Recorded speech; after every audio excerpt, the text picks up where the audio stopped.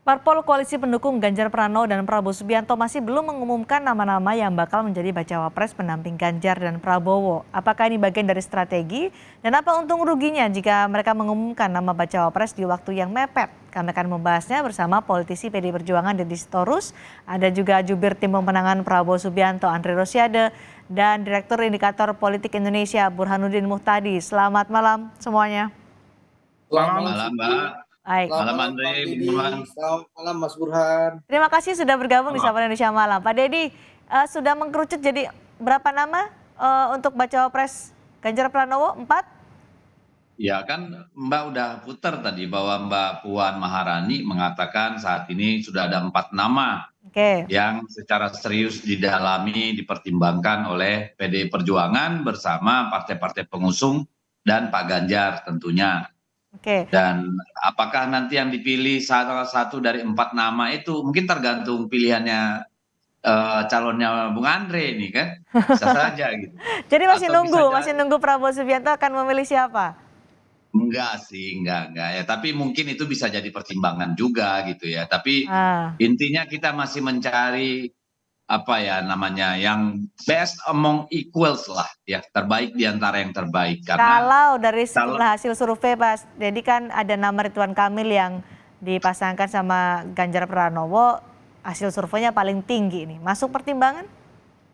ya itu kan kalau Pak Ridwan Kamil kan memang pernah dipertimbangkan, sangat dipertimbangkan, tapi kan kemudian penjajakan itu harus terhenti karena partainya mengatakan lain. Ya. Karena dulu penjajakan itu kan masih pribadi ya sifatnya Aha. pendalaman dan meski walaupun 99% yang dibicarakan hanya tentang bagaimana situasi Jawa Barat Oke. pasca Pak Ridwan tidak gubernur lagi dan Ah. beberapa rencana terkait misalnya apa namanya simbol-simbol Bung Karno dalam jejak sejarah gitu. Ya, itu kan setelah ketemu Ridwan Kamil sudah bertemu dengan Bu Mega. Kemudian Ridwan Kamil juga setelah bertemu dengan Prabowo Subianto nih, Bung Andre.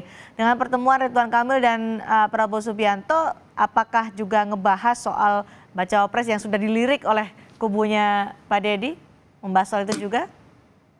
Jadi gini Cindy, sama seperti yang disampaikan Mas Ganjar dan Bang Deddy ya, bahwa sekali lagi keputusan cawapres Pak Prabowo itu kan akan diputus secara musyawarah untuk mufakat Ya. dengan partai-partai pendukung dan pengusung. Para ketua umum bersama Pak Prabowo nanti akan melakukan musyawarah untuk mufakat.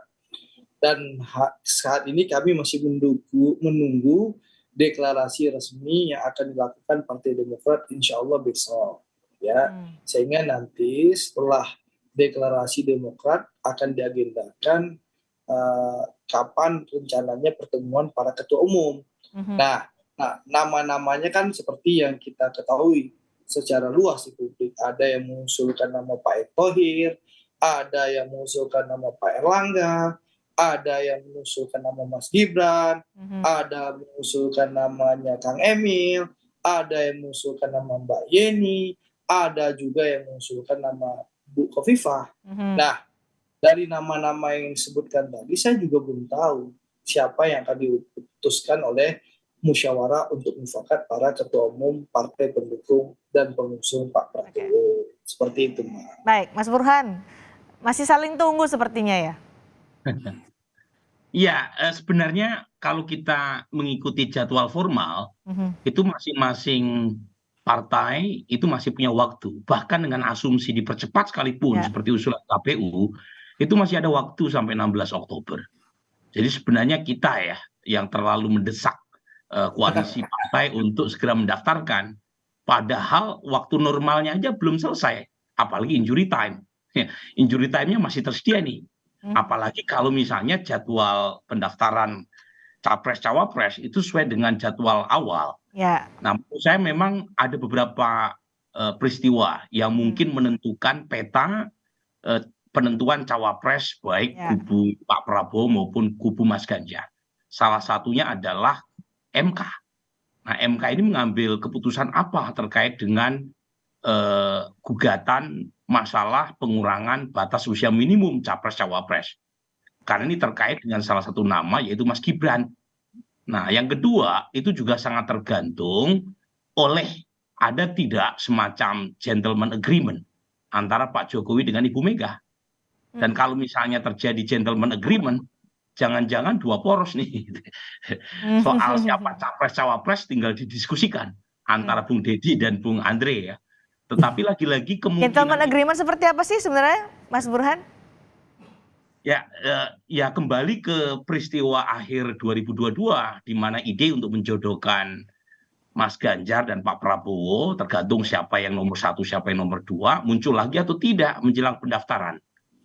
Jadi, nah itu pula yang kemudian ya menurut bacaan saya ya bisa salah bacaan saya menunda keputusan baik dari kubu Mas Ganjar atau Prabowo dalam menetapkan siapa cawapresnya. Tanda-tanda menuju ke dua poros ini sudahkah terlihat jelas menurut Anda, Mas Burhan? Sejauh ini sepanjang elektabilitas Mas Anies masih tercecer di peringkat ketiga dan Pak Prabowo maupun Mas Ganjar masih punya peluang yang kurang lebih sama untuk memenangkan pertarungan, kemungkinan perjodohan politik itu kecil. Meskipun tidak harus kita tutup kemungkinannya ya. Dalam politik kan nggak ada yang tidak mungkin.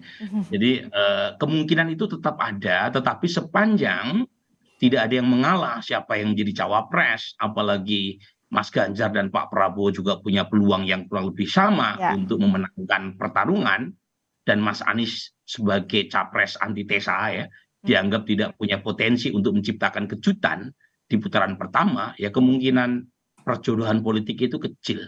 Menurut saya ya, bisa salah. Tapi tanda-tanda itu sudah ada ya. Betul Pak Deddy, ini menunggu terwujudnya dua poros? Dua poros maksudnya gimana Mbak?